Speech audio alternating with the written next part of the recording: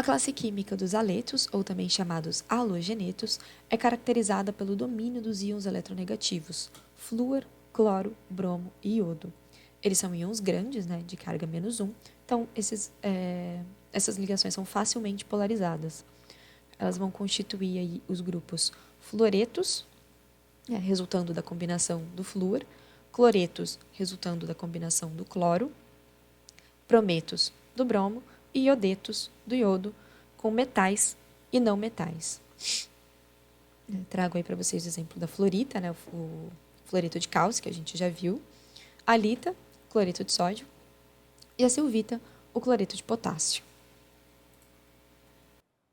Bom, os triângulos de carbonato, né, de SO3, são as unidades básicas da estrutura dos carbonatos e constituem unidades separadas, né? Eles não têm compartilhamento atômico entre esses triângulos, entre os CO3. Essa classe é constituída por cerca de 211 minerais, tá? Eles são agrupados em subdivisões de acordo com os elementos e grupos aniônicos que se ligam ao carbonato. A principal separação é entre carbonatos anidros e carbonatos, né, que são aqui os carbonatos secos, e os carbonatos hidratados.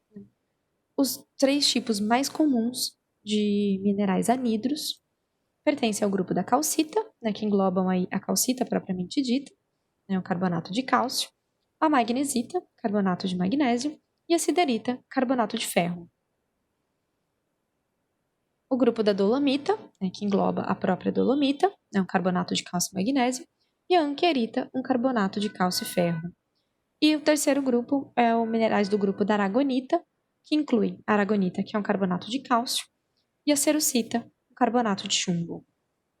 Dentre os minerais hidratados, os mais comuns destacam-se aí os minerais de cobre, né, que é a malaquita e a azurita. A gente já falou sobre eles quando a gente estava falando lá de minerais pseudomorfos, né, um substituindo o outro. Os minerais da classe de nitratos são estruturalmente semelhantes aos carbonatos, né, grupos planares triangulares de NO3-. Existem 15 minerais nessa classe, mas com exceção da nitratita, né, o sulfato de sódio, e o nitro, também conhecido como salitre, é o nitrato de potássio, os demais minerais são muito raros, então eu trago só esses dois para exemplificar para vocês os minerais pertencentes à classe dos nitratos. Na classe dos boratos, né, eles são os minerais formados pelo radical aniônico BO3-3, né? Esse complexo aniônico ele pode ser polimerizado na forma de cadeias, camadas ou grupos múltiplos, né? A semelhança dos tetraedros de sílicas lá nos silicatos, né? Que é o que a gente tem aqui. Achei que estava contando. Que é o que a gente tem aqui, a polimerização, né? Ocorrendo os tetraedros isolados, tetraedros compartilhando um único oxigênio, tetraedros compartilhando 2 oxigênios, né, formando cadeias, né, no caso dos boratos eles vão formar somente as cadeias, né, as fitas simples, não vai ter formação de fitas duplas, né, e estruturas mais tridimensionais, né, do arranjo dos tetraedros mais complexos. Não vou entrar muito em detalhe nisso, tá, só vou destacar para vocês os principais minerais, são a boracita, né, que é um mineral de magnésio, e o bórax, que é um borato hidratado de sódio. Outro grupo importante são os sulfatos, né, a classe de minerais dos sulfatos, que se formam pela junção entre o enxofre e o oxigênio, né, que vão constituir aí o radical aniônico SO4-2. Os sulfatos também se dividem em anidros e hidratados, a exemplo dos carbonatos, sendo os principais minerais sulfatados anidros a barita, né, o sulfato de bário, e a anidrita, o sulfato de cálcio. Enquanto que o principal mineral hidratado de sulfato é a gipsita, né, o sulfato hidratado de cálcio, única matéria-prima para o gesso. Não confundam gipsita com gipsita. Né? Gipsita e gipsita são minerais diferentes, tanto que são em classes diferentes. Os molibdatos e tungstatos são minerais pouco abundantes, né? Eles são relativamente raros, constituem aí 20 minerais de molibdênio e 11 de tungstato. São constituídos pela combinação aí dos radicais aniônicos MiO4-2 e WO4-2, ligados com metais bivalentes, né? Essa é uma combinação de cátion bivalente com os complexos iônicos. Os principais minerais dessa classe ocorrem em 2 grupos isoestruturais, né? A gente tem aqui o grupo da wolframita, né, que contém cátions relativamente pequenos, como ferro, manganês, magnésio, níquel e cobalto, em coordenação 6, né, em coordenação octaédrica com o radical MiO4. E ocorre, então, uma solução sólida completa na estrutura desse grupo entre ferro e magnésio. Já no grupo da scheelita, né, ele é composto por íons maiores, como o cálcio e o chumbo, em coordenação cúbica, em coordenação 8, com o grupo WO4, e aí também vai existir uma solução sólida entre o WO4 e o MiO4.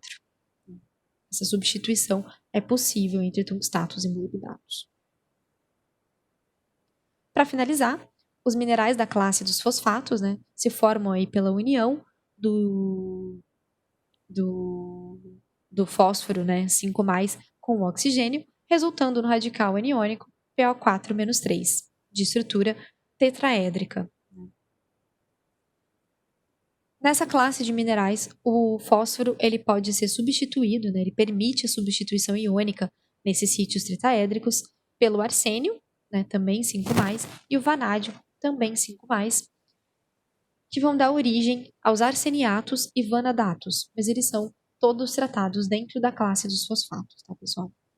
Constituem aí uma série de solução sólida, né, de minerais isoestruturais, a piromorfita, né, que é o fosfato de chumbo, a mimetita, que é o arseniato de chumbo, e a vanadinita, que é o vanadato de chumbo. Mas nessa classe, os minerais mais importantes são a apatita, né, que é um fosfato de cálcio, né, permitindo aí a substituição do fósforo pelo flúor, pelo cloro ou pelo hidroxila. Né. É um mineral presente em rochas ígneas e metamórficas, usualmente aproveitado para a fabricação de fertilizantes, né, daí a sua importância dentro da classe dos fosfatos. E o outro mineral muito importante é a monazita, né, que é um mineral que ocorre em rochas graníticas e uma classe determinada, lá específica de rocha metamórfica, que são os gnáceos. E ele é muito visado porque na sua composição, né, como vocês estão vendo aqui na fórmula mineral, ele é um fosfato de elemento terras rara.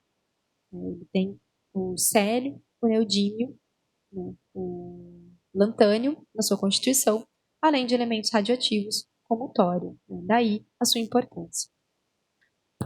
A gente finaliza aqui esse módulo. Qualquer dúvida, me mandem e-mail ou então a gente se encontra na terça à noite ou na sexta de manhã para tirar as dúvidas. Até lá!